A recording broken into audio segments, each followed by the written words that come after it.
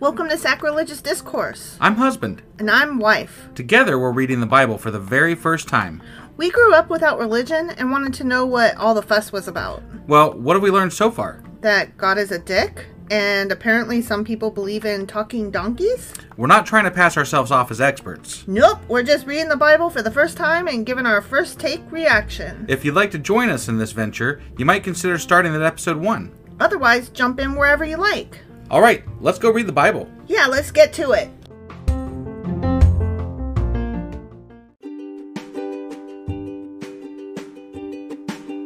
Hey wife, did you know that Anchor is sponsoring our show? Really? Don't we use Anchor to distribute our podcast on Spotify and Apple Podcasts? Yeah, and we are on just about every other platform available as well, thanks to them. Why do we use Anchor as our podcasting service? Well, they make editing and distributing our show a breeze. What if one of our listeners wants to start their own podcast? Then they should head over to anchor.fm or download the app to get started. Awesome! You guys should go do that right now! Husband! Wife! Do you remember what happened yesterday? There was a magical army. There was a magical invisible army. Yeah, and then some dudes figured out that the Arameans had left their camp and left all kinds of shit behind. Well, the Arameans had left because they were terrified of the invisible army. Invisible army, yeah. Yeah. And then there was like a full-on Black Friday raid to get in there, and they trampled some dude. Yeah, they did. Like, it was like the doors opening at Walmart, and somebody, died in the scramble for all the shit. Yeah, and the lepers were happy. The lepers were happy. And that was that. Yeah. Before we move on to announcing what that was, which actually that was 2 Kings chapter 7. Mm-hmm. But before we go on and announce what we're doing today, I do want to say that we have a longtime patron who has upgraded their pledge recently to the $10 level, and that is actually our highest paying patron at the moment. And that Who is this magical legend? Right. So thank you, Lindsay D. Lindsay, thank you so much. Yeah, no, I mean, it's amazing whenever we get something like this. It's just the greatest. We haven't really been focusing on it, but honestly, we utilize everything that we get towards stuff that we're doing for our podcast, and the appreciation can't be said enough. Like, it really does help us out. And if anybody else wants to help us out, the best place to do it is at patreon.com/sacrilegious discourse. There's levels starting as low as $2, and you can go all the way up to $100 or $10 like Lindsay and be like a co-best sponsor. Well, Lindsay, it is truly humbling. Thank you so much for your support. Yes, it means the world to us. It really does. It really does. So thank you again. And that being said, let's go ahead and get into our next chapter, which is going to be 2 Kings chapter 8. All right, let's go do this. Okie dokie. Hey wife, do you like coffee in the morning? I sure do, husband. Morning, noon, night. Which reminds me, I need to add that to our grocery list because we're running low. Wait, before you do that, check out the website ungodlybrew.com where you can purchase a pound of your favorite flavor of coffee. What if I want more than 1 pound? Either order a larger amount, or better yet, get 10% off by setting up a subscription for every 2 weeks or a month or whatever works for you. Did you set up something special for our listeners? You know I did. Exclusive for our listeners, get an additional 10% off subscriptions by entering the code SACRILEGIOUSCOFFEE at checkout. That's a hellishly good deal. Ungodly Brew is hellishly good coffee. Okay, 2 Kings chapter 8. Okay. We're going to talk about that old woman whose son he brought back to life. Oh, really? Son Elisha. Yeah, the Shunammite woman. Oh, so we're circling back. We're circling back. Interesting. Elisha had told the woman whose son he had brought back to life, take your family and move to some other place, for the Lord has called for a famine on Israel that will last for 7 years. Okay. And what he didn't say was, and these people be eating their own fucking kids. Why does this one person get a pass? Because they built him a room. Okay. That's why he brought their son. That's why he made her pregnant in the first place, and why he brought her son back to life. Because, but that doesn't negate that there might be other good people that deserve help. But they were good to him personally, and they didn't even know he was a prophet at the time, and they just were being good. It's supposed to be be kind to all strangers, for walking among them maybe angels unknown or some shit like that. Yeah. It's a but like with it's a moral. I get it. but at the same time, like, this is a prophet, that knows what God is going to do, and therefore sharing this information with somebody that he likes, right? Mm-hmm. But it's there's like a so stock many tip. He's given a stock right, yeah, tip. no, this is insider trading. Yeah. Like, that's what this is. And, like, there's so many other people that probably were deserving of that same information. Sure. And he didn't tell them. And more importantly, God didn't tell them. Right. So it's kind of shitty, actually. It is very shitty. It's not just kind of shitty. It's very shitty. Right. But it's in keeping Think with about that God's poor son way. that got eaten. Yeah. That guy is dead now. I know. Because his mom ate him. I know. It's bullshit. That is bullshit. I'll never be that hungry. Fuck me, man. I would kill myself before I'd eat my kid. Right? Yeah. Cool. That's going to bother me till the end of my days. Right. This book. My gosh. So the woman did as the man of God instructed. She took her family and settled in the land of the Philistines for 7 years. Wow. After the famine ended, she returned from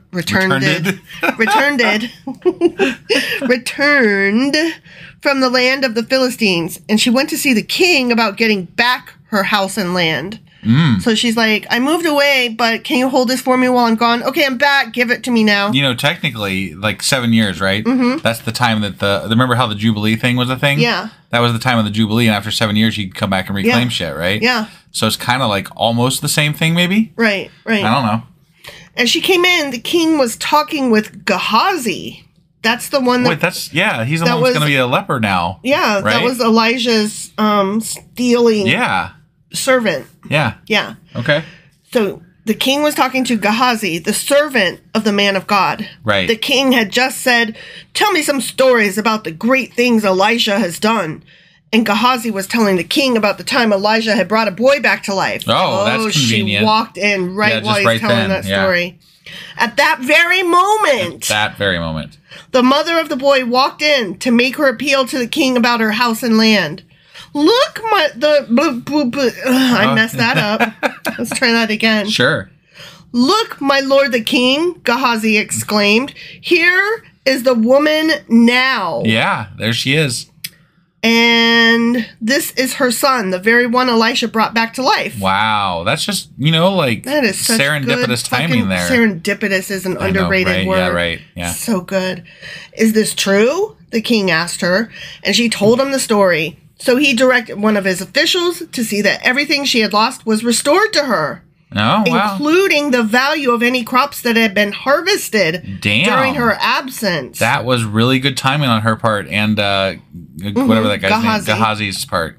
I don't think that's how that works, though. Like, if you move away, you forfeit your shit. Somebody else worked that shit for you. Right. So, like, what? Squatters' rates? Now the taxpayers got to pay you for you leaving that shit there? Right? Like, somebody else had to work it for you? Did you hire somebody to work it for you while you were gone? Sounds like a pretty good deal. Yeah. Like, I'm not so sure about right? this. Okay. Elijah, this is the next section. Okay. Oh, and one more thing. Mm-hmm. The king apparently likes Elisha again because he was going to kill him like 2 chapters ago. Mm-hmm. Mm-hmm. Okay. I'm just clearing that up because, like, he was ready to murder the dude, like, chop his fucking head off. Right. So... Yeah, I have no idea. It seems to go back and forth. Right. Elisha went to Damascus, the capital of Aram, where King Ben-Hadad lay sick. When someone told the king that the man of God had come, the king said to Hazael, take a gift to the man of God, then tell him to ask the Lord, will I recover from this illness? My guess is no. I know, right? Right. So Hazael loaded down 40 camels with the finest products of Damascus as a gift for Elijah. He went to him and said, your servant Ben-Hadad, the king of Aram, has sent me to ask, will I recover from this illness? Mm-hmm. And Elisha replied, go tell him you will surely recover. Oh, so he is bribable.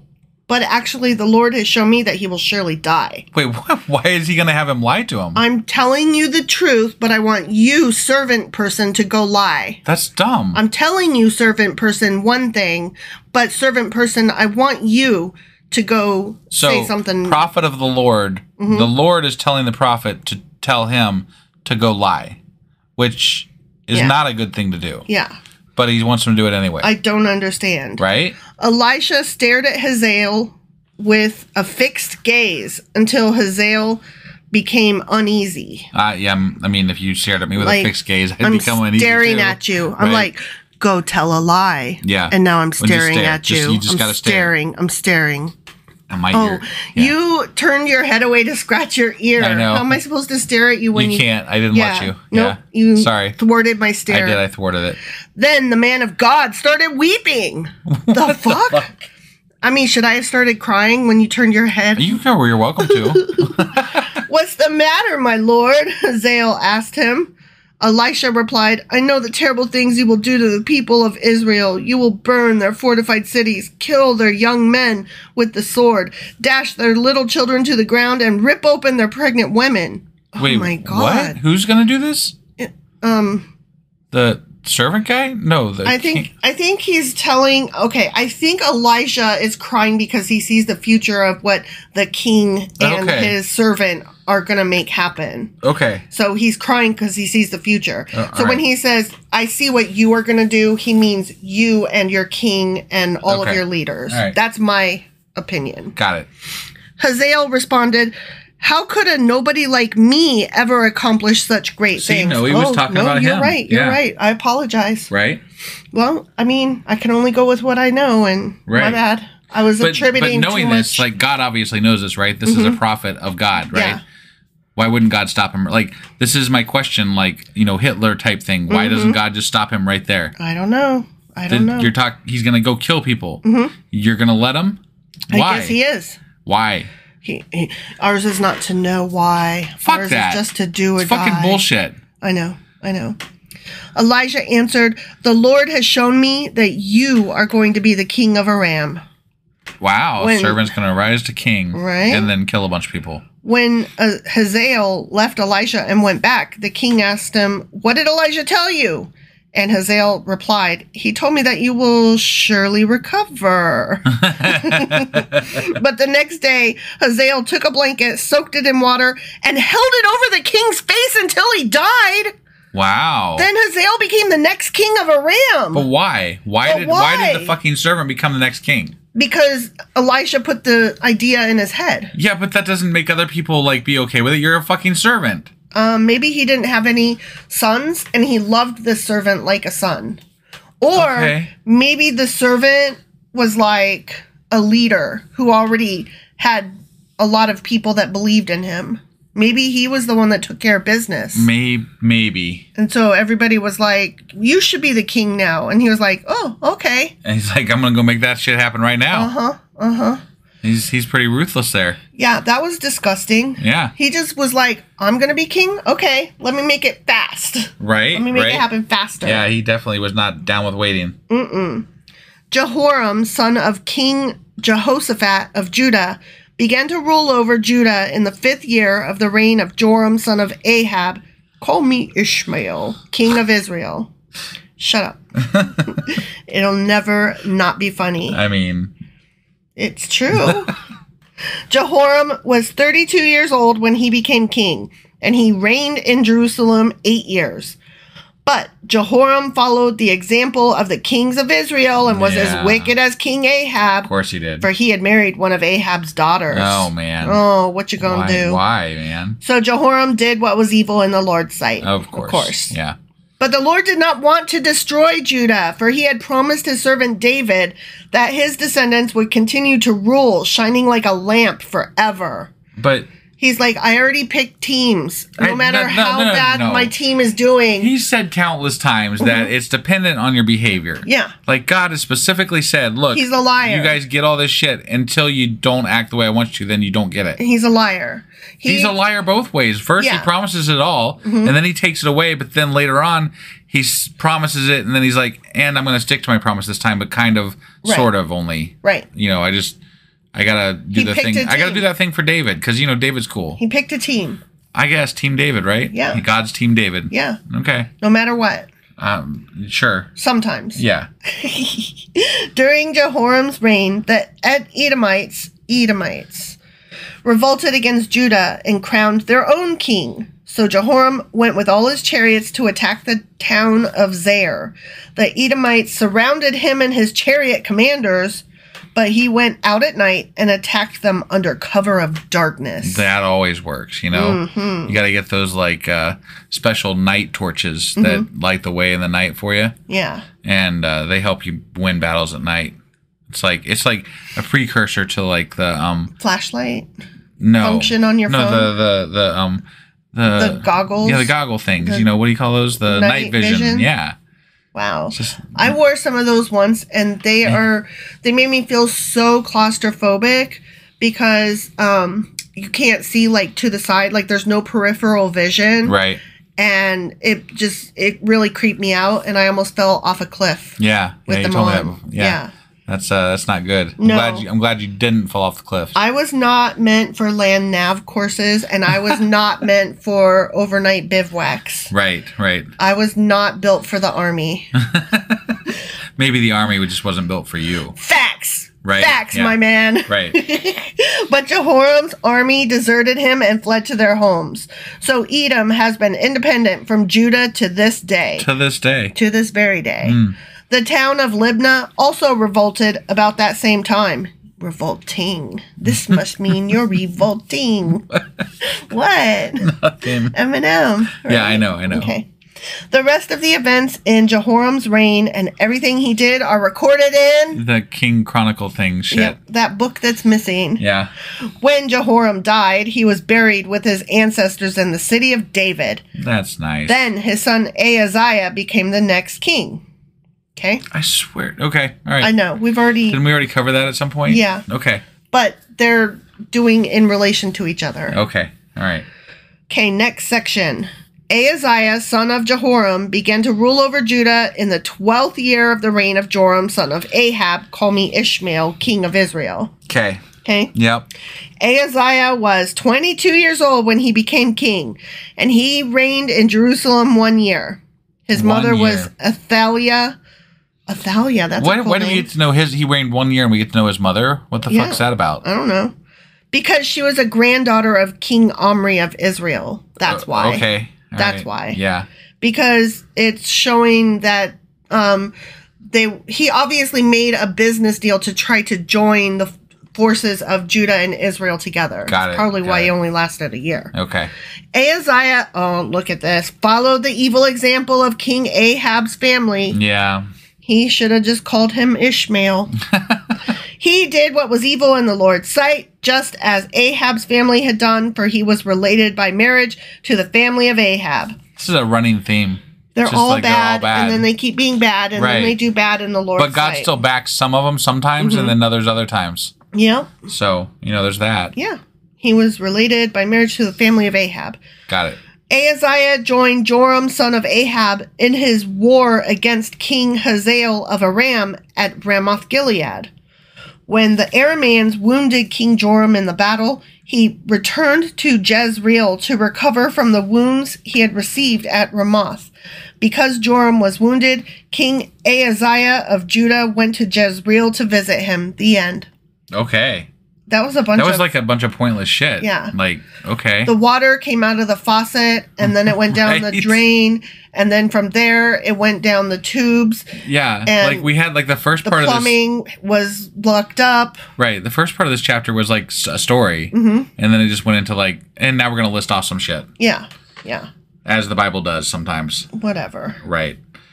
All right. Well, I mean, there's nothing to say. That was that. So that was 2 Kings chapter 8. Yep. And tomorrow we will be back with 2 Kings chapter 9. All right. We'll see you guys tomorrow. Yep. Bye.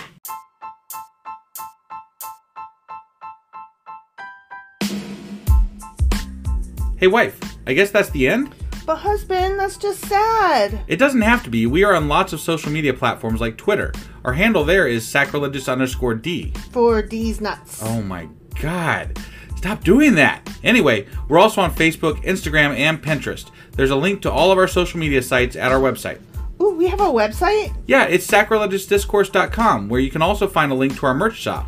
We have a merch shop? Yep, we have podcast-themed clothing, mugs, notebooks, and more, as well as an atheist and science-themed products. Wow, our fans should really go check that out right now. Definitely. They can get in touch with us by sending an email to sacrilegiousdiscourse@gmail.com. But before they do that, we could really use some help. Oh yeah? With what? Well, it's not free running the podcast, and we need some financial support in order to get better equipment, which will free up time so we can concentrate on our podcast and our fans. Okay, so what should they do? Head over to patreon.com/sacrilegious discourse and sign up as a contributor on our podcast. Supporters there receive additional bi-weekly episodes that we record just for our Patreon members for as little as $2 a month. Also, we'd really appreciate it if you would like and subscribe on whatever platform you're using. And Apple Podcast reviews help us out tremendously. Like and subscribe. Leave an Apple review. Join us on Twitter. Support us on Patreon. That's a lot of instructions. Don't forget to say thanks. Thanks. Okay, bye.